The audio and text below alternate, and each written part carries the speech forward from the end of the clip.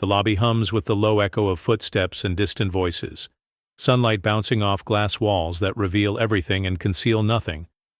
Sequan stands near the reception, his posture straight, briefcase in hand. The security camera above flickers, its tiny red light blinking in steady rhythm. At the front desk, a pen taps against a notepad, sharp, impatient, a metronome for the unspoken tension in the room. Clayton enters, phone pressed to his ear, voice clipped and businesslike. He breezes past Sequan without a glance, his words trailing behind him. "No, just send it to my office. I'll deal with it later." The receptionist offers Sequan a polite, practiced smile, but her eyes dart back to her screen before he can respond. A junior analyst in a navy suit walks by, nodding at Clayton, then hesitates, uncertain whether to greet Sequan or keep moving. He chooses the latter, eyes fixed on the floor. Sequan shifts his weight, feeling the gaze of the camera, the indifference of the staff, the invisible line that separates him from the easy camaraderie around him. The pen tapping grows louder, echoing in his chest. Clayton's laughter rings out as he ends his call, exchanging a quick handshake with another executive. Their conversation is low, confidential, and Sequan catches only fragments. Promotion, not a good fit. Optics. He stands a little, taller, refusing to let his presence shrink beneath the glass ceiling overhead. A delivery arrives. The courier looks around, uncertain, then hands the package to Sequan without a word. Sequan accepts it, jaw tightening, and sets it on the counter. The receptionist finally looks up. "Oh, sorry, that's not for you." Her voice is polite, her mistake unremarkable, but it lingers. The pen stops tapping. Clayton glances over, eyebrows raised, then turns away, already moving on. Sequan exhales, steady and measured, his dignity intact as the lobby returns to its usual rhythm, ambition reflected in every surface, belonging reserved for a chosen few. Before the story continues, please let us know from where you are watching this video. Write your city or country in the comments below. Don't forget to subscribe and hit like if you believe in stories that challenge injustice. Your engagement gives power to voices that need to be heard. Sequan takes his place. At the long conference table, laptop open, notes carefully arranged. The room fills with a shuffle of chairs and muted greetings. Clayton strolls in last, tossing his folder onto the table and flashing a quick grin at the senior managers clustered near the head. He glances at Sequan, then looks away, as if he's just another chair in the room. The meeting begins. Clayton calls on Sequan. "Can you take notes for us today?" His tone is light, but the request lands with a thud. Sequan nods, hiding the sting behind a neutral expression. As the discussion turns to a new project, Sequan offers a suggestion. Clayton interrupts. "That's ambitious. Maybe let's keep it simple." Laughter bubbles up from two directors, one quickly covering her mouth, the other glancing at Sequan with something like regret. Later, Clayton cracks a joke about diversity hires as the team discusses recruitment. The laughter is forced this time, eyes darting around the table. Sequan's jaw tightens, but he says nothing. A junior analyst shifts in his seat, tapping his pen nervously, while a marketing manager offers Sequan a sympathetic look before dropping her gaze. The conversation moves on, but the air feels heavier. Sequan's ideas are brushed aside, reworded, and credited to someone else. He makes a point about market trends. Clayton repeats it minutes later, drawing nods of approval. Sequan's hands rest quietly on the table, fingers interlaced, his composure unbroken even as each slight piles on. The meeting ends with Clayton clapping Sequan on the back. "Great job keeping us organized." The compliment is thin, almost mocking. As the team files out, a few linger, offering awkward smiles or quick nods, but no one says what they're thinking. Sequan gathers his things, the weight of every unspoken truth pressing down, but his resolve only sharpens. Sequan returns to his office, closing the door behind him with deliberate calm. He sits at his desk, the hum of the building muffled by the thick glass. His phone buzzes with a message from a colleague. "Rough meeting?" He doesn't answer. Instead, he reviews his notes, double-checking every detail for the next phase of the project. He refuses to let frustration seep into his work.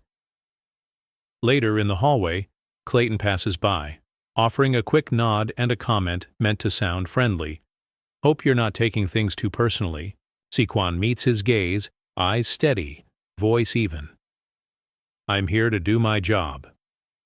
Clayton's smile falters for a second, but he recovers, moving on with a half-hearted wave. In the afternoon, Sequan presents his findings to a smaller team. He speaks, clearly, answering questions with precision, never raising his voice. A senior manager tries to poke holes in his data, but Sequan responds with facts, not emotion. The room grows quiet, attention shifting as his expertise becomes impossible to dismiss. A junior analyst, watching from the corner, whispers to a colleague, "He never gets rattled." The colleague nods, respect flickering in her eyes. Clayton sits at the end of the table, arms folded, jaw set, his earlier bravado replaced by a subtle tension. He attempts to redirect the conversation, but Sequan holds the floor, guiding the discussion back to the evidence. When the meeting ends, there's a pause. A few team members linger, offering genuine thanks for Sequan's clarity. Clayton leaves without another word, his footsteps quicker than before. Alone, Sequan exhales, the pressure easing, but never vanishing. He straightens his tie, gathering his papers with care, dignity intact. Each measured response is a quiet victory, a reminder that restraint can be its own kind of power. The hallway outside the boardroom is nearly empty, the echo of departing footsteps fading. Sequan gathers his files, ready to head out, when Clayton approaches, hands in his pockets and a practiced grin on his lips. He stops just close enough to be heard, but not close enough for comfort. "You know, Alston," Clayton says, voice low, "you've got a good work ethic, but executive material? That's a different league." He lets the words hang, the corners of his mouth curling upward. "Maybe next time." Sequan looks at him, expression unreadable. He doesn't blink, doesn't flinch. "Is that so?"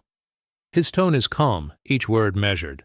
Clayton shifts his weight, glancing around as if expecting backup, but the corridor remains empty. A cleaning staff member pushes a cart past, pausing for a split second as if sensing the tension. She gives Sequan a brief nod before moving on, her presence a small reminder that someone is always watching, even when power tries to hide in plain sight. Clayton clears his throat, the grin slipping for a moment. "Just trying to be honest," he says, but the confidence in his voice has thinned. Sequan's reply is quiet, almost gentle. "Honesty's a good start. Maybe try it with everyone." The air feels charged, heavy with what's left unsaid. Clayton opens his mouth as if to retort, then thinks better of it. He turns away, the swagger in his step replaced by something more cautious. Sequan remains where he is, shoulders squared, eyes forward. As the elevator doors open, Sequan steps inside, holding Clayton's gaze until the doors slide shut. The moment lingers, a silent storm gathering force, promising that the next time, the game will not be played by the same rules. The office is nearly deserted, lights dimmed and chairs pushed in. Sequan sits at his desk, the city's glow filtering through the blinds. He's reviewing project notes when his computer pings a new email. Subject line bold, "Board meeting, 8 a.m. tomorrow, strictly confidential." He pauses reading it twice. There's no explanation, no agenda, just the time and a request for discretion. He leans back, eyes tracing the skyline outside. His phone vibrates with a message from Flynn. "You okay? Heard something's up." Sequan types back, "Just got an invite, no details." He hesitates before hitting send, the weight of uncertainty settling in. A cleaning crew moves quietly through the hallway, their laughter muffled behind closed doors. Sequan listens for a moment, then returns to the email, scanning for clues. He checks the recipients, it's just his name. Alone. He closes his laptop, the click echoing in the empty room. He stands, gathering his things slowly, As he slips on his coat, he catches his reflection in the window, the city lights behind him. For a moment he studies his own face, searching for signs of doubt or fear. Instead, he finds resolve. He straightens his shoulders, pocketing the keycard. On his way out, he passes the security guard, who offers a tired nod. "Long night?" the guard asks. Sequan nods. "Could be a long day tomorrow, too." The guard gives a half-smile, sensing more beneath the surface, but not pressing. Stepping into the elevator, Sequan lets the doors close, the hum of the machinery filling the quiet. He exhales, steady and slow, feeling the tension gather, not as dread, but as possibility. Tomorrow, everything might change. He walks into the night, the city alive around him, the future wide open and waiting. Sequan sits at his desk, the hum of the office fading as he scrolls through his inbox. He searches for a message sent months ago, the subject line clear in his memory. Concern regarding team practices. He finds it, marked as resolved, but the thread is short. The HR director's reply is formal, thanking him for his feedback and assuring him it would be reviewed. No follow-up, no action. He clicks through other messages, each one a variation of the same polite dismissal. He leans back, rubbing his temples. The office around him is busy with routine phones ringing, printers whirring, colleagues laughing in the break room. No one notices as he rereads the chain, the emptiness of the words more obvious now. He remembers the day he sent it, the hope that maybe this time someone would listen. His phone buzzes. Flynn's name pops up. "Ever hear back on that complaint?" Sequan types, "No." Just the usual response. Flynn's reply is quick. Figures. A manager walks by, glancing at Sequan's screen. "Everything all right?" she asks, voice casual. Sequan nods. "Just catching up on old emails." She smiles, moving on, unaware of the weight behind his answer. He closes the inbox, the sense of futility settling deeper. The company's promise of fairness feels hollow, buried beneath layers of polite language and digital archives. He opens a blank document, jotting down dates and names, determined not to let the pattern disappear. Each entry is a quiet act of resistance, a record for when the story must be told. As the day winds down, Sequan saves the file, locking it with a password. He looks around the office, the routine unchanged, but something inside him has shifted. He knows now that change will not come from waiting.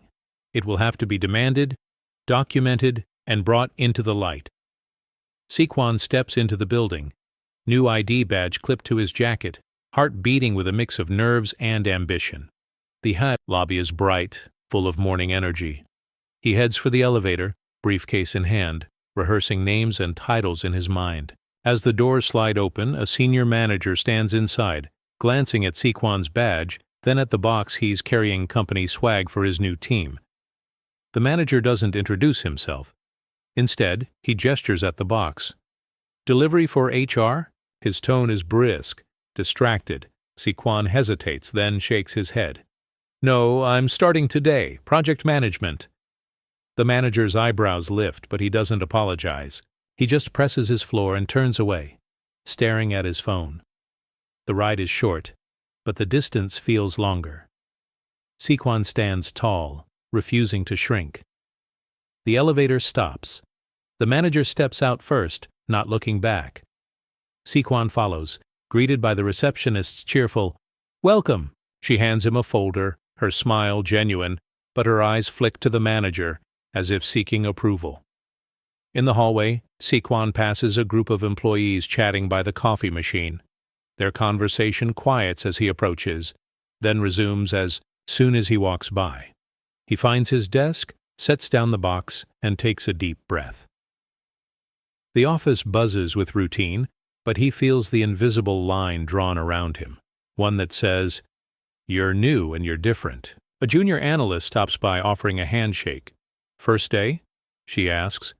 Sequan nods, grateful for the gesture. "You'll get used to it," she says, voice soft. He smiles, determined to prove himself. As he logs in, he catches his reflection in the monitor. Steady, composed, unwilling to be defined by someone else's assumptions. Mr. DeAndre Arnold moves through the office before sunrise, his footsteps soft on the polished floors. He empties bins, wipes down desks, and lines up chairs with careful precision. The building is silent, the only sound the distant hum of vending machines. On his cart, a folded envelope sits beside his keys. He pauses at the break room where a faded photo of the staff holiday party hangs on the wall. He isn't in the picture. He straightens the frame, then continues down the hall. At the reception desk, he places the envelope and keys in plain sight. The security guard on the night shift glances up, offering a small nod. Heading out early today? DeAndre gives a gentle smile. Last day, actually. The guard's face falls. Are you serious? DeAndre nods, his voice steady. 15 years, time to move on. The guard stands, hesitates, then shakes DeAndre's hand. You kept this place running. DeAndre shrugs, a quiet pride in his eyes. Some things you fix, some things you can't. As the sun rises, employees begin to arrive. Most don't notice the missing cart, the empty corner where DeAndre always started his shift. Sequan spots the envelope at the desk. He picks it up, reading the simple note. Thank you for letting me serve. Wishing you better days ahead. There's no anger, just a finality that settles in the air. Sequan stands for a moment, absorbing the loss. He looks down the hallway, half expecting to see DeAndre's familiar silhouette, but the space is empty. The office hums to life, unaware of what's gone. Sequan places the note in his drawer, a quiet promise to remember the man who left without applause, but with his dignity intact. The boardroom is filled with the low buzz of conversation as team members settle in, shuffling papers and checking their devices. Sequan sits near the center, a folder of notes ready, eyes focused. Clayton stands at the head, tapping his finger on the table to call the meeting to order. Sequan presents his proposal, outlining a new strategy for the upcoming quarter. His voice is clear, each point supported by data and careful analysis. As he speaks, a few heads nod, a junior analyst scribbles notes, and Flynn offers a quick thumbs up from across the table. Clayton interrupts, leaning forward with a practiced smile. Let's take a step back, he says, then repeats Sequan's main ideas, reworded as if they're his own. What if we streamline the process, focus on customer feedback, and pilot with a smaller market? The room goes quiet for a moment. A director looks at Sequan, uncertainty flickering in her eyes. Flynn leans over, voice low. This always happens. Sequan's jaw tightens, but he keeps his gaze steady. Clayton continues, drawing agreement. From the group. I think we're onto something here, he says, glancing around for approval. The team nods, a few offering hesitant smiles. As the meeting wraps up, Clayton claps Sequan on the shoulder. Great input today, he says, tone patronizing. Sequan gathers his things, the sting of being passed over sharp but familiar. A marketing manager lingers, offering a quiet, good work, Sequan, before hurrying out. In the hallway, Flynn catches up. You should have gotten credit, he mutters. Sequan gives a small nod, his frustration masked by composure. He walks back to his office, determined to keep building, even when the recognition is taken by someone else. The theft is quiet, but the impact lingers long after the room empties. Sequan walks down the hallway after another long meeting, his mind replaying the morning's events. He pauses by a shelf near the elevator where a plaque sits at an awkward angle. The inscription reads, Diversity Leadership Award, but the gold is dulled, and a thin layer of dust blurs the text. He reaches out, straightening the plaque with a careful hand. A receptionist passing by glances at him, then at the plaque, offering a half-hearted smile. I think that's from a few years back. Nobody really talks about it anymore. She shrugs, returning to her desk, her indifference as heavy as the dust itself. A group from HR walks past, deep in conversation about upcoming deadlines. One of them glances at the plaque, then quickly looks away, as if embarrassed by its presence. Sequan lingers for a moment, tracing the dates with his finger. The names engraved are unfamiliar. None from his department. None who ever seemed to be in the spotlight. He remembers the announcement when he first joined the big email, the promise that things were changing. But the award was never mentioned. Again, swallowed by the daily grind. The trophy now feels like a relic, a symbol of progress that never truly arrived. A junior analyst stops watching Sequan. "Did you ever meet any of those people?" she asks quietly. Sequan shakes his head. "No, I guess they moved on." She nods, the answer settling between them. He leaves the plaque upright, the dust disturbed, but not gone. As he steps into the elevator, he glances back once, the trophy catching a sliver of light before fading into the shadows. For Sequan, it's a reminder that real change isn't measured in awards, but in the courage to keep showing up, even when recognition is left to gather dust. Sequan walks the corridor leading to the executive suite, his footsteps muffled by thick carpet. Along the wall, a series of framed portraits stretches from floor to ceiling. Each image shows a former leader, all in crisp suits, all with the same easy confidence. Not one face looks like his. He slows, studying the names and dates. The earliest portraits are in black and white, the more recent ones in color, but the pattern never changes. A facilities worker pauses nearby, dusting the frames. She glances at Sequan, offering a sympathetic nod before moving on, her cloth leaving a faint shine on the glass. A senior manager passes, catching Sequan's gaze lingering on the wall. "Quite a legacy, huh?" he says, tone light but distant. Sequan answers quietly. "It is. Makes you wonder who gets remembered." The manager hesitates, then offers a quick, uncertain smile before disappearing into his office. A pair of interns walk by, whispering about the upcoming leadership meeting. One stops, looking at the portraits, then at Sequan. "Do you think they'll ever add someone new?" she asks. Sequan shrugs, his expression calm. "Maybe someday, if things really change." He continues down the hallway, the faces watching as he passes.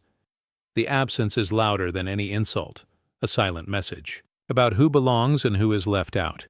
At the end of the row, an empty frame waits for a new photo, the glass reflecting Sequan's silhouette for just a moment before he turns the corner.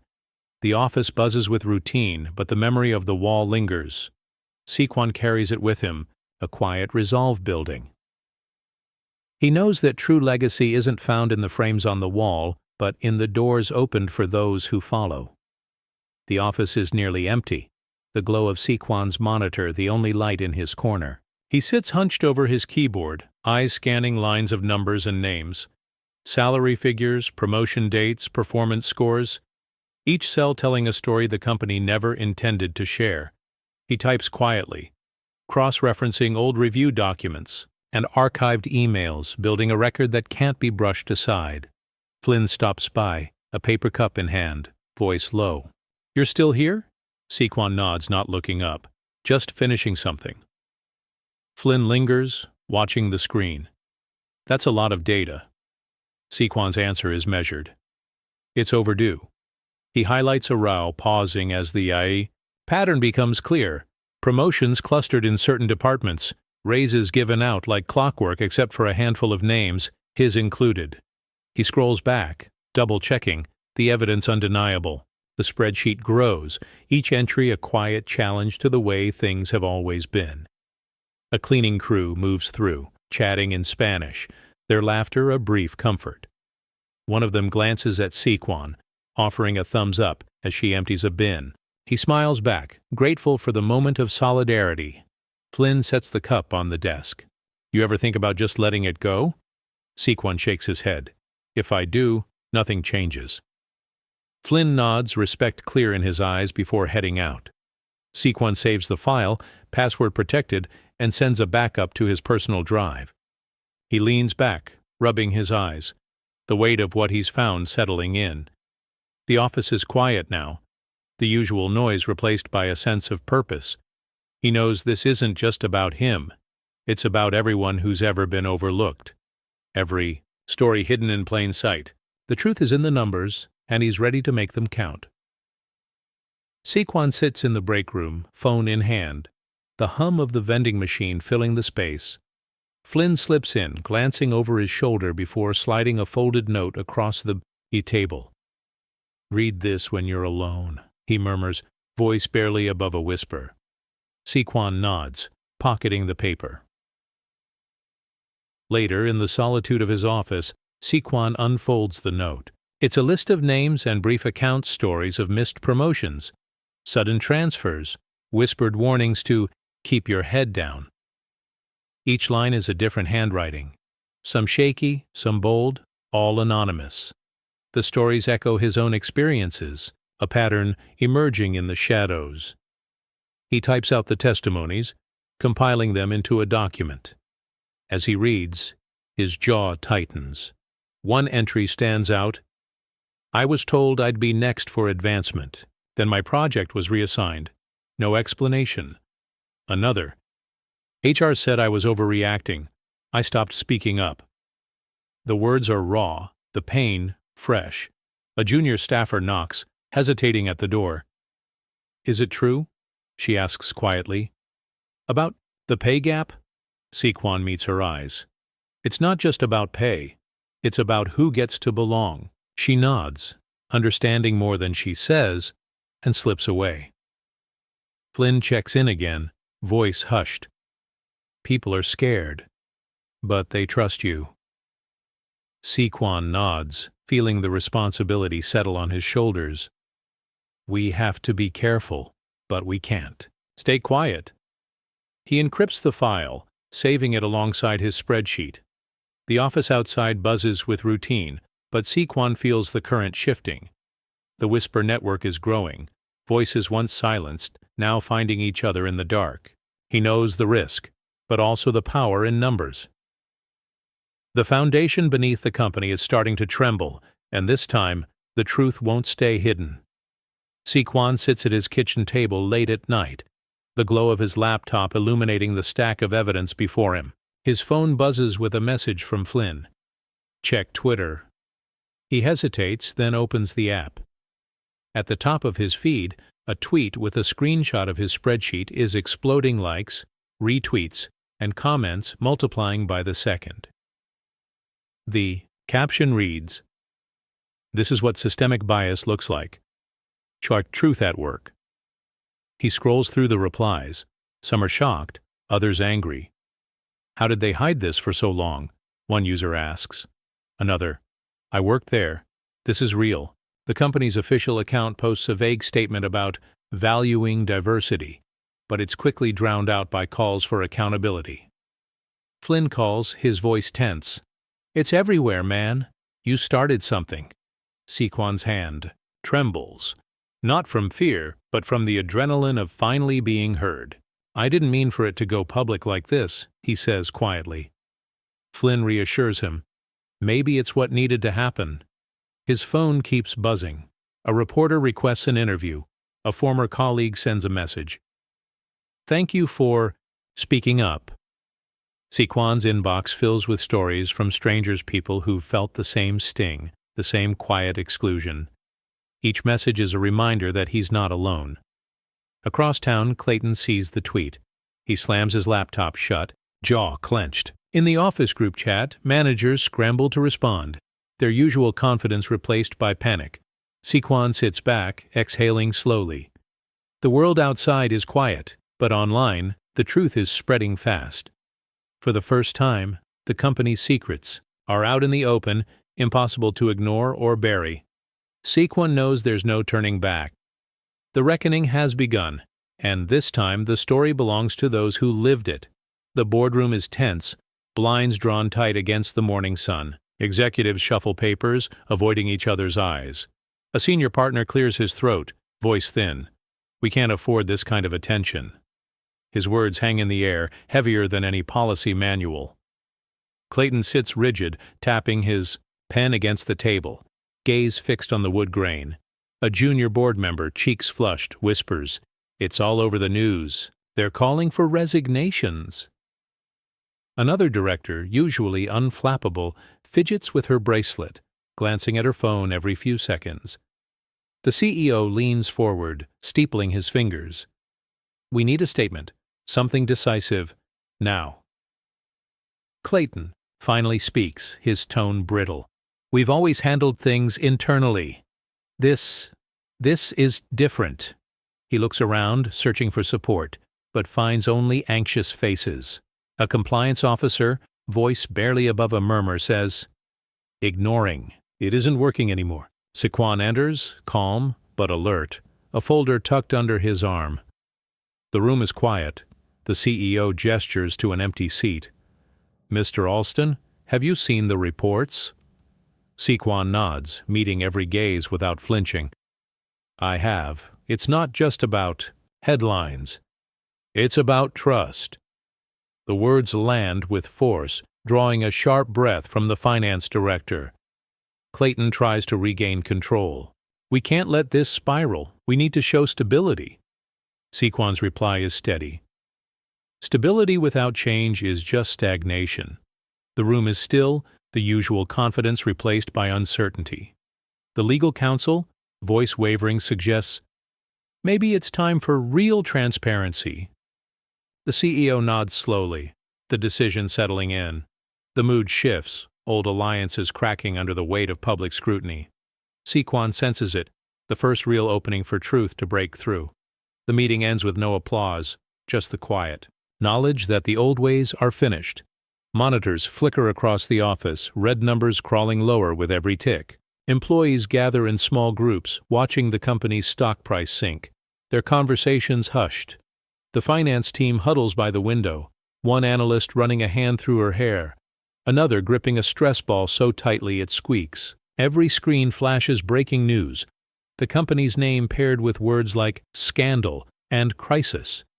In the executive suite, the CFO paces, phone pressed to his ear. Yes, we're aware. No, we don't have a comment yet. On. Hangs up, jaw clenched, and glances at the boardroom where the last meeting left no one satisfied.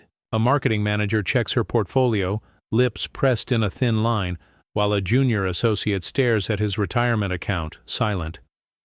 Sequan walks through the open workspace, feeling the shift. Where there was once easy banter, now there's a heavy pause. An IT specialist whispers, "Did you see the latest drop?" His colleague nods. "It's never been this bad." Sequan doesn't gloat. He knows the pain is shared, but the cause is clear. Clayton stands by the printer, staring at the numbers on his phone. His hand trembles as he tries to send a reassuring message to his team, but the words ring hollow. A senior admin approaches, voice low. Investors are calling. They want answers. Clayton nods, but his confidence is gone. The HR director gathers her staff, voice steady but eyes worried. We need to be ready for questions. Everyone is watching. Across the office, Sequan hears the tension, the realization that the cost of injustice is no longer hidden in memos or meetings. It's public, undeniable, and measured in real time. As the market closes, the loss is plain. The company's future, once certain, now hangs in the balance, the price of silence finally paid. The boardroom fills quickly, every seat claimed, the tension thick enough to taste. Executives arrive with laptops and folders, faces drawn, voices low. The CEO stands at the head of the table, tapping a pen once before speaking. We're here because we have no choice. The world is watching. Sequan enters, carrying a slim binder. He takes a seat near the end, eyes scanning the room. Clayton sits opposite, shoulders hunched, gaze fixed on a spot on the table. A legal advisor whispers to the HR director, who nods, her hands clasped tightly in her lap. The CEO continues, "We can't move forward without addressing what's been exposed. This isn't just a PR issue, it's who we are." A compliance officer clears her throat, voice steady. "We need a full review. No, more shortcuts." The board chair, usually silent, leans in. Transparency is the only way out. Flynn, seated near the door, catches Sequan's eye and gives a subtle nod of support. Sequan opens his binder, sliding a stack of documents across the table. These are the facts. Patterns, testimonies, numbers. It's time for accountability. The room goes quiet, the weight of his words settling over everyone. Clayton tries to interject, but the CEO holds up a hand. Let him finish. Sequan lays out the evidence, each point clear, unembellished. The board listens, some faces hardening, others softening with realization. For the first time, the old alliances seem to fracture, replaced by something new. A willingness to confront the truth. As the meeting draws to a close, the CEO looks around the table. We start over. Today. The decision is made, not with applause, but with a heavy collective breath. The system, long dormant, stirs to life. Sequan gathers his things, knowing the next chapter will be written by those who finally found their voice. Cameras blink red at the edge of the boardroom, their quiet whir the only sound as executives file in. Every seat is filled, laptops open, eyes darting between screens and the main table. The company has announced the meeting will be streamed to every employee, and the knowledge hangs over the room like a storm cloud. Sequan sits at the far end, posture calm, hands folded on a slim stack of notes. Across from him, Clayton fidgets with his watch, glancing at the nearest camera, then at the CEO. The CEO clears his throat, voice steady but strained. We live in 3, 2. A production assistant gives the signal. The CEO begins, Thank you all for joining us. Today we address concerns that have shaken our company. His words are measured, but his knuckles are white against the table edge. Board members exchange nervous glances, one director tapping her foot beneath the table, another biting his lip. Sequan's gaze sweeps the room, catching the fleeting expressions, a senior partner's clenched jaw, a compliance officer's anxious scribbling, Flynn's quiet nod of encouragement from the back row. Clayton shifts in his chair, forced smile flickering as he realizes every move is being watched. The chat on the livestream explodes with comments, employees demanding answers, others expressing hope. The CEO introduces Sequan, inviting him to speak. The room stills, the only sound the faint hum of the streaming equipment. Sequan's voice is even. We all know why we're here. It's time to face what's been ignored. His words settle over the boardroom, the tension thickening as everyone waits for what comes next. The cameras capture every reaction, every sidelong glance, every shallow breath. For the first time, the company's reckoning is not hidden behind closed doors. It's public, shared, and impossible to escape. Sequan stands, adjusting his tie, and steps to the center of the boardroom. The live stream's red light glows in the corner, hundreds of employees watching from their screens. He places a folder on the table and opens it, revealing charts, spreadsheets, and printed testimonies. The air is heavy, every eye fixed on him. He begins, voice steady. These numbers tell a story we've all felt but never faced. He slides a chart forward. Promotions by department, raises by year. The gaps are clear. A director leans in, brow furrowed, hands clasped tight. Another board member shifts uncomfortably, glancing at the CEO. Sequan continues, laying out the testimonies. These are the words of your staff, people who stayed silent because they thought it was safer. He reads a line. I was promised a review, then forgotten. The words land like a stone, the room growing more tense. With each page, Flynn, seated in the back, nods in quiet support. A compliance officer scribbles notes, her pen tapping in a nervous rhythm. Clayton tries to speak, but the CEO raises a hand, signaling him to wait. Sequan's voice remains calm. This isn't about blame. It's about responsibility. We can't fix what we refuse to see. He holds up a final sheet, the data undeniable. The truth is here. It's time to act. A hush falls as the board reviews the evidence. One member closes his laptop, exhaling slowly. Another wipes his glasses, eyes shining with realization. The live stream chat erupts with comments, employees echoing the need for change. Sequan steps back, meeting the gaze of every person in the room. The evidence is out. The story can't be rewritten or ignored. The next move belongs to the board. But the power has already started to shift. The boardroom is silent, the weight of exposed truth pressing on every shoulder. The board chair, an older woman with silver hair and a steady gaze, clears her throat, her voice carrying across the table. "Mr. Alston, do you have anything to say before we proceed?" The question is simple, but the stakes are enormous. Sequan looks around, meeting the eyes of each board member. Some look away, others hold, his gaze uncertainty flickering in their expressions. He lets the pause linger, feeling the tension build. Clayton shifts in his seat, tapping his fingers against his knee, unable to hide his discomfort. Sequan speaks quietly, his words measured. "I've said what needed to be said. The facts are here. This isn't about one person or one meeting. It's about a pattern that's gone unchallenged for too long." His tone is calm, but every syllable lands with purpose. A director leans forward, voice hesitant. "How did it get this far?" Sequan answers, "Because it was easier to look away, because speaking up always came with a cost." The board chair nods, her face softening.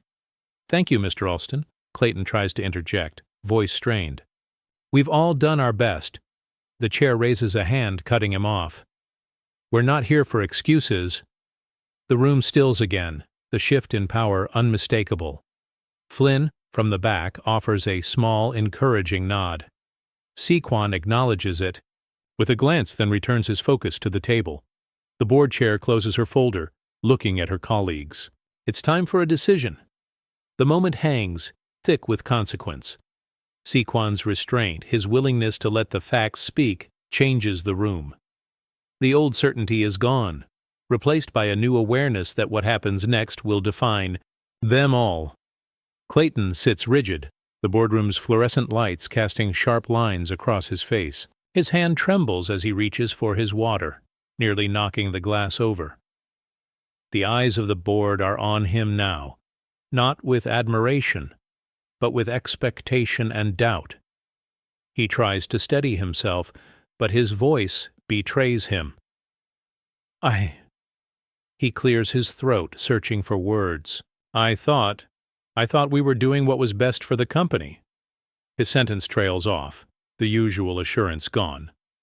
A director leans back, arms crossed, waiting. The CEO's expression is unreadable, lips pressed tight. Clayton forces a smile, but it falters. "We've always followed the same process. Nobody ever said—" He glances at Sequan, then quickly looks away. His fingers drum a nervous pattern on the table, a rhythm out of sync with the room's mood.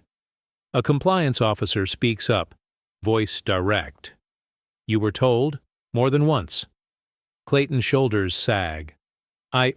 Maybe I missed some things." The admission is quiet, almost lost in the tension. The board chair's gaze is unwavering. "You missed people, Mr. Harper? Not things." Flynn shifts in his seat, watching Clayton with a mixture of pity and relief. The other board members exchange glances, the old alliances fading. Clayton's confidence, once unshakable, is gone, replaced by the uneasy realization that his authority no longer carries weight. He tries again, softer now. "I never meant—" The CEO interrupts, voice calm but final. "Intent doesn't erase. The harm." Clayton nods, defeated, his hands falling still. The room feels smaller, the walls closing in. For the first time, Clayton is silent, the collapse visible in every line of his posture. The reckoning is complete, not with shouting, but with the quiet unraveling of a man who finally sees what he's lost. Sequan sits upright, hands folded, eyes calm and unyielding. The boardroom is hushed, every chair turned toward him. The CEO gestures for him to speak, but Sequan doesn't rush. He lets the moment settle, the air charged with anticipation. When he finally speaks, his voice is even, each word deliberate. "I don't need to raise my voice," Sequan says, meeting the gaze of every person at the table. "The truth is loud enough." His statement lands with a force that no volume could match. A director lowers her head, another scribbles a note, their movements small but telling. Clayton shifts uncomfortably, his earlier bravado replaced by a tightness around his mouth. He looks at Sequan, searching for anger, but finds only composure. The board chair nods, her approval quiet but unmistakable. A junior board member breaks the stillness. "What do you want us to do?" Sequan answers plainly, "Acknowledge what's happened. Change how we lead. Make sure no one else has to fight this hard to be heard." His words are simple, but the impact is immediate. The compliance officer closes her laptop, exhaling slowly. He's right. We can't go back. The room absorbs this, the usual posturing gone. Flynn, watching from the back, allows himself a small, relieved smile. The CEO looks around, weighing the mood. "We move forward then. Together." Sequan nods once, accepting the shift without gloating. The tension in the room eases, replaced by something steadier. Respect, perhaps, or the beginning of understanding. As the meeting draws to a close, Sequan stands, gathering his notes. The board members follow suit, some offering quiet thanks, others lost in thought. The reckoning didn't need shouting or spectacle. It needed only the truth, spoken plainly, and the dignity to let it stand on its own. The boardroom feels different, now still, but charged. The CEO glances around the table, eyes lingering on each member. "We need to decide," he says, voice low but firm. He slides a slip of paper to the board chair, who nods and begins passing out ballots. No one speaks. The only sounds are pens scratching, papers folding, breaths held. Sequan stands by the window, watching the city lights flicker outside. He senses the shift in the room, the old certainty gone, replaced by something raw and uncertain. Clayton stares at his ballot, jaw clenched, pen hovering in midair before he finally marks his choice. A director with trembling hands folds her vote, glancing at Sequan with a look that's half apology, half hope. The compliance officer collects the ballots, her steps measured, face unreadable. Flynn sits upright, gaze steady, as if willing the outcome to reflect the truth that's finally been spoken. The board chair tallies the votes, her lips moving, silently as she counts. She looks up, eyes shining with something close to relief. "The decision is clear," she announces, her voice carrying across the room. "We move forward with new leadership." Clayton exhales, shoulders slumping. The CEO nods, accepting the result without protest.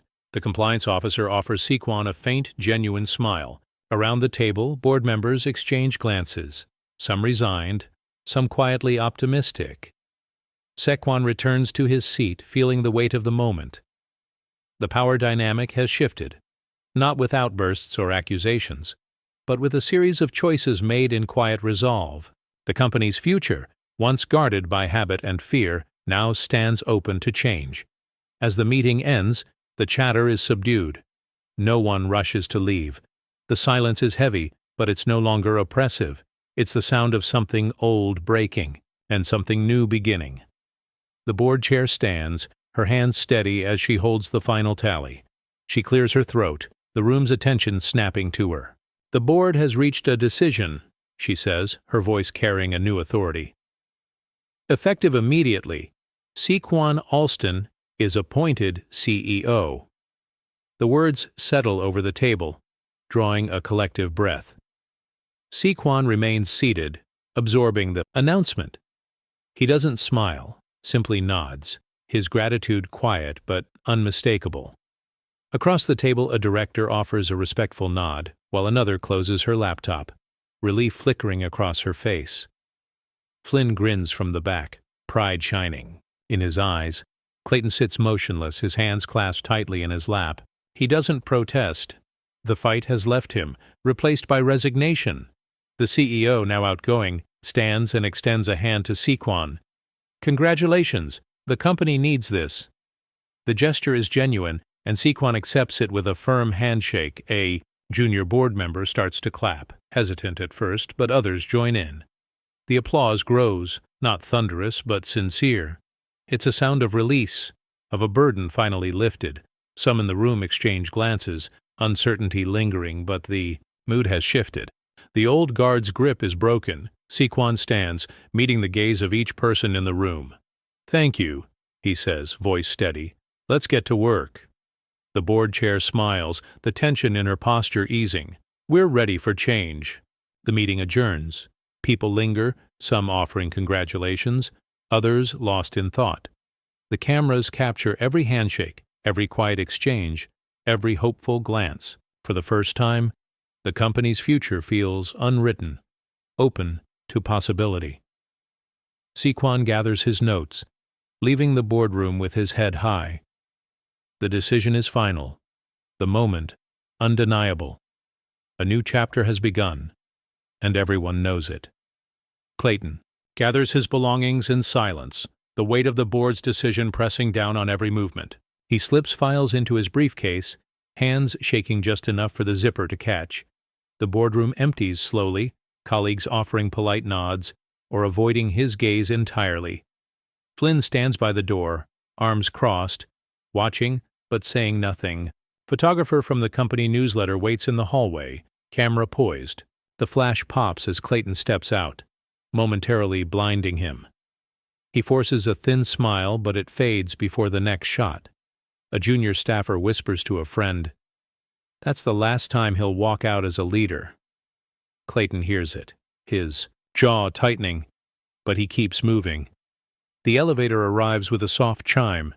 He steps in alone, the doors closing on the boardroom behind him. As the elevator descends, he stares at his reflection in the brushed metal, searching for the man who once commanded every room. All he sees is exhaustion and regret. In the lobby, a security guard nods politely, but there's no warmth in it. Clayton's phone buzzes with messages, but he doesn't check them. Outside, the rain has started, streaking the glass and blurring the city lights. He hesitates under the awning, suitcase in hand, before stepping into the downpour. Reporters wait by the curb, microphones ready, but he shakes his head, pushing past them without a word. The cameras flash again, capturing his retreat. Each step is heavy, the sound of his shoes on wet pavement swallowed by the storm. Clayton doesn't look back. The company he once ruled now belongs to someone else. The world moves on, indifferent, to his exit. For the first time, he understands what it means to be left behind. The boardroom lingers in a rare hush after Clayton's departure, the echo of his footsteps fading down the hall. Sequan remains at the head of the table, papers neatly stacked, his presence anchoring the space. A junior board member begins to clap, tentative at first, the sound sharp in the quiet. Others join, some with genuine relief, others with hesitant sidelong glances. The applause grows, filling the room with a new energy. Flynn grins, his hands meeting with conviction, pride unmistakable. A senior director, usually reserved, stands and offers Sequan a handshake, her voice clear. "Congratulations. It's overdue." The compliance officer nods in agreement, a flicker of hope in her eyes. Not everyone is at ease. A few board members exchange uncertain looks, their smiles thin, their posture stiff. One whispers to another, "Do you think things will really change?" The reply is a quiet, "We'll see." The uncertainty is real, but so is the shift. Sequan accepts each handshake, each word of support, with calm gratitude. He doesn't gloat, doesn't rush. Instead, he meets every gaze, steady and open, signaling that the new era will be built on transparency, not bravado. A staff member peeks in from the hallway, curiosity written on her face. She catches Sequan's eye, offering a small, hopeful smile. He nods, acknowledging her presence, and she disappears, whispering the news to colleagues outside. The applause fades, replaced by the sound of chairs sliding back, papers gathering, and quiet conversations about next steps. The atmosphere is lighter, the old tension replaced by cautious optimism. For the first time, the boardroom feels like a place where everyone's voice might matter. Sequan stands, looking around at the transformed room. The moment is fragile, but real. Change has begun, not with a single decision, but with the collective willingness to face what comes next. The boardroom empties, leaving behind the faint scent of coffee and the nervous energy of change. Sequan walks the halls, greeted by nods and quiet congratulations from employees who once kept their distance. In open workspaces, people huddle around computer screens, replaying the live stream, their voices hushed but urgent. Flynn finds Sequan by the elevators, clapping him on the shoulder. "You did it," he says, voice thick with emotion. Sequan smiles, but his eyes are serious. "We did it. Now the real work starts." Flynn nods, understanding the weight of what comes next. In the HR office, staff draft new guidelines, their conversations focused and determined. The compliance officer leads a meeting, her tone firm. "We're not just changing policy. We're changing culture." A junior analyst volunteers for the diversity committee, her enthusiasm contagious. Emails flood Sequan's inbox, messages of support, stories from employees who finally feel seen, questions about the future. He replies to as many as he can, each response thoughtful, each promise sincere. The IT team updates the company website. Sequan's photo now featured on the leadership page, a symbol of the shift everyone feels. Clayton's old office is quiet, the nameplate already gone. A new assistant sets up a workspace for Sequan, arranging family photos and a small plant on the desk. The mood is hopeful, but not naive. There are still skeptics, still doubters, but the atmosphere has changed. People speak more freely, ideas flow, and laughter returns to corners that once felt cold. As the day ends, Sequan stands by his window, looking out over the city. The company is different now, restless, awake, and ready for what comes next. The silence that once protected injustice has been broken, replaced by the steady hum of progress. For the first time, everyone knows they have a part in the story. Clayton sits alone at a table in the corner, a half-finished coffee cooling in front of him. The shop is quiet, just the faint clink of dishes and the low hum of conversation at distant tables. He scrolls through his phone, headline after headline announcing Sequan's promotion. Every article is a reminder of the shift he never saw coming, each notification a small cut. The barista glances his way but doesn't greet him. She wipes down the counter, focused on anything but his presence. A couple walks in, recognizes Clayton, and chooses a table on the far side of the room. He notices, but pretends not to care, staring harder at his screen. The news cycle moves on, but the ache in his chest lingers. He tries to read emails, but the words blur. A group of young professionals laughs near the window, their energy a world apart from the heaviness at his table. He checks his messages, nothing but a few terse replies from former colleagues, no invitations, no sympathy. The coffee tastes bitter now. Clayton sets his cup aside, hands trembling slightly. He looks up, hoping for a nod or a smile from someone, anyone. No one meets his eyes. Outside, rain streaks the glass, turning the city into a blur of gray and yellow lights. Clayton's reflection stares back at him, older and smaller than he remembers. He wonders when he became invisible, when the world decided to keep moving without him. The barista flips the sign to closed, even though there's still time left on the clock. Clayton stands, leaving his coffee behind. As he steps out into the drizzle, the door swings shut behind him, muffling the sound of laughter and life. The world inside the cafe feels brighter, warmer, and further away than ever before. Clayton walks down his block, collar turned up against the drizzle, grocery bag in hand. The neighborhood feels unfamiliar, every house a little colder than it used to be. He sees Mrs. Patel tending her garden across the street. She looks up, meets his gaze for a moment, then turns away, focusing on her roses. Two kids ride their bikes past, slowing as they spot him. They cross to the other sidewalk, whispering to each other, eyes wide. A couple he's known for years approaches from the opposite direction. He raises a hand, forcing a smile. They hesitate, then step off the curb, choosing to pass on the far side. The man nods politely, but his wife stares straight ahead, lips pressed tight. Clayton lowers his hand, the gesture left hanging in the damp air.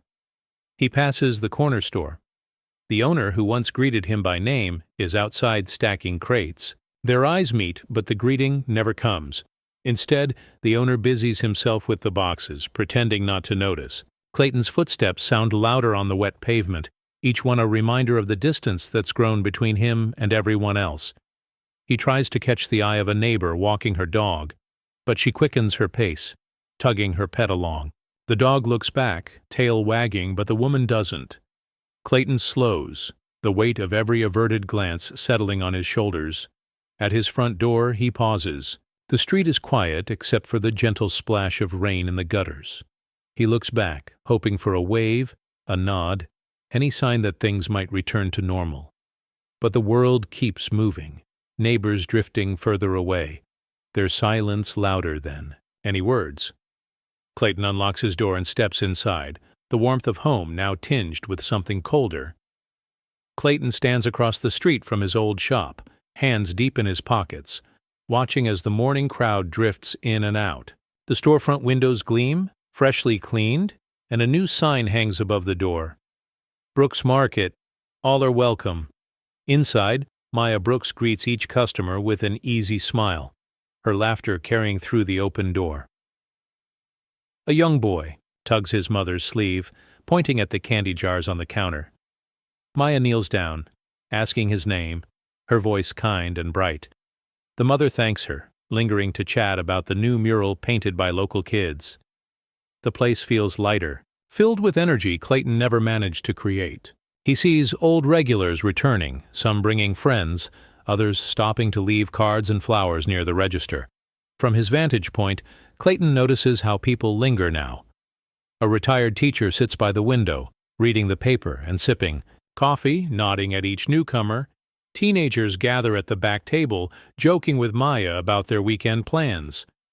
The store hums with a sense of belonging, the kind that can't be bought or forced. Maya steps outside to sweep the sidewalk. She catches Clayton's eye, offering a nod and a genuine smile.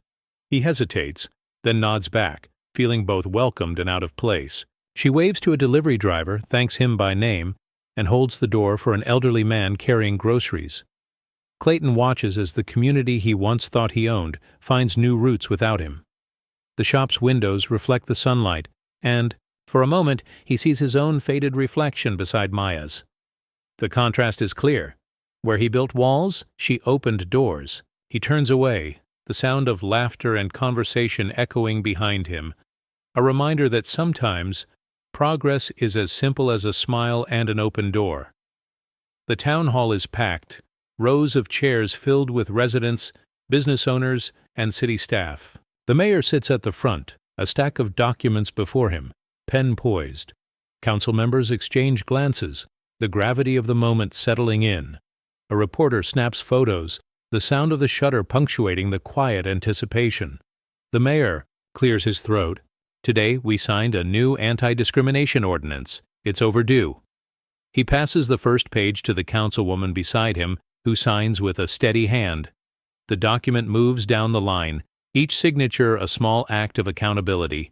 The city clerk posts copies in the windows, bold letters declaring, "All are welcome, no exceptions." Maya Brooks stands near the back, arms folded, watching as the posters go up in storefronts along Main Street. A bakery owner tapes one to his window, nodding at Maya as she passes.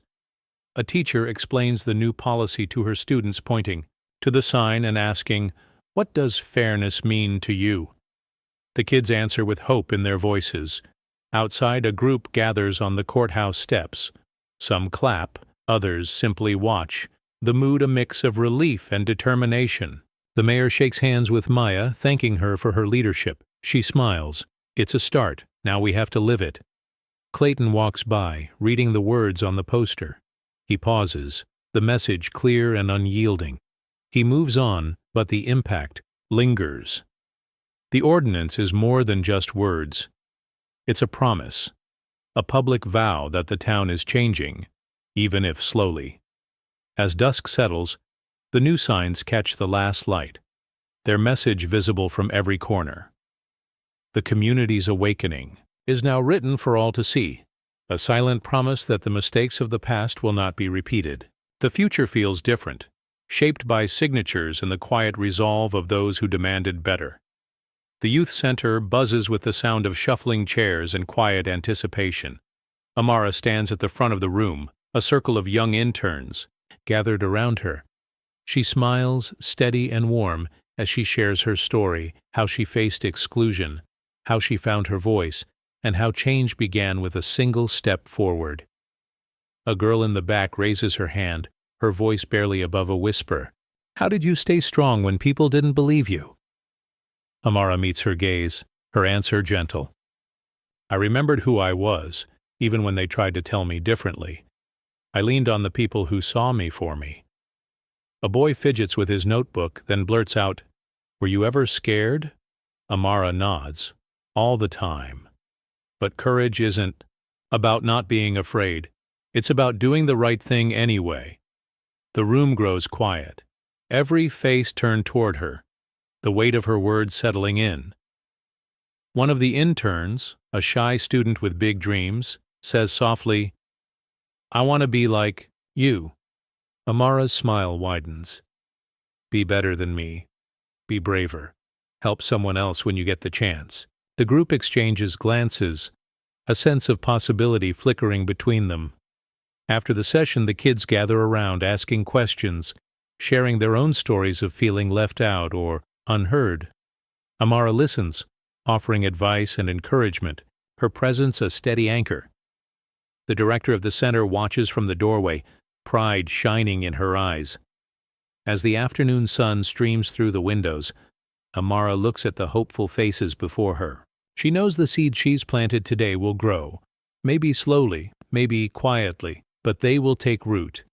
The next generation is watching, learning that dignity and change begin with the courage to speak up and the kindness to listen. The mayor stands at his office window as dusk settles over the town, the golden light stretching long shadows across his desk. He watches neighbors walking home, children playing in the park, and the new "All are welcome" posters glowing in shop windows. The day's events replay in his mind. The packed council hall, the signatures, the cautious applause. He turns from the view, glancing at a stack of letters on his desk, some congratulatory, others critical. He reads a few lines, absorbing both, praise and doubt. The mayor knows that real change isn't secured by a single ordinance or a public signing. It will take vigilance, patience, and the courage to confront discomfort again and again. He sits, rubbing his temples, thinking of the families who waited years for this moment, and the children who will grow up in a town that finally promises them more. A framed photo of Amara at the youth center sits nearby. He picks it up, pride and humility mingling in his chest. He recalls her words, the steady resolve in her voice, and the way she inspired others to speak up. He makes a silent vow to honor her example, to lead with the same dignity and resolve. Outside, the town is quieter than usual, but it feels different, lighter, more hopeful. The mayor knows setbacks will come, that not everyone will embrace the change, but tonight he allows himself a moment of quiet triumph. He stands, straightens his jacket, and prepares for tomorrow, determined to ensure the promise of today becomes the reality of the future. As the streetlights flicker on, the mayor looks out once more, feeling the weight of responsibility settle on his shoulders. Not as a burden, but as a call to action. The work isn't finished, but for the first time, it feels possible. Mr. Arnold stands at his kitchen table, a letter in hand, the company's logo stamped in blue at the top. His hands tremble as he reads the invitation and offer to return, this time with recognition and respect. He sets the letter down, smoothing the edges, and allows himself a slow, steady breath. The next morning, he polishes his shoes until they shine. He buttons his shirt, ties his best tie, and checks his reflection in the hallway mirror. There's a quiet pride in his eyes, a sense that something lost is being returned. As he steps outside, the air feels crisp, the world a little brighter. At the office, the security guard greets him by name, a genuine smile replacing the old distracted nod. "Welcome back, Mr. Arnold." He nods in return, gratitude in his voice. "Good to be back." He walks through the lobby, co-workers pausing to shake his hand, some offering apologies, others simply saying, "We missed you." He finds his old cart, now freshly stocked and waiting. The new manager meets him with a handshake and a promise. "If you ever have concerns, my door is open." Mr. Arnold nods, accepting the gesture, knowing it means more than words. As he moves through the halls, people greet him warmly. A young staffer stops to thank him for his years of service. "You always made this place feel safe," she says. He smiles, the compliment settling deep. Returning to his routine, Mr. Arnold feels the difference. His work is noticed, his presence valued. The office hums with a new energy, the old shadows replaced by sunlight streaming through clean windows. He pauses, looking out at the busy street below, and stands a little taller. Dignity, once quietly taken, is quietly restored. For Mr. Arnold, it's not just a job. It's a homecoming. Sequan stands by the river as dusk settles, the water catching the last streaks of sunlight. He skips a stone across the surface, watching the ripples spread outward, each circle reaching further than the last. The town is quieter now, the air filled with the scent of grass and distant laughter from a nearby park. He thinks back on the journey, every closed door, every quiet act of resistance, every moment he chose dignity over anger.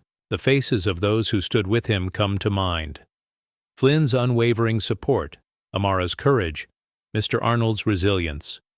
Their stories blend with his own, forming a current that reshaped the community, one act at a time.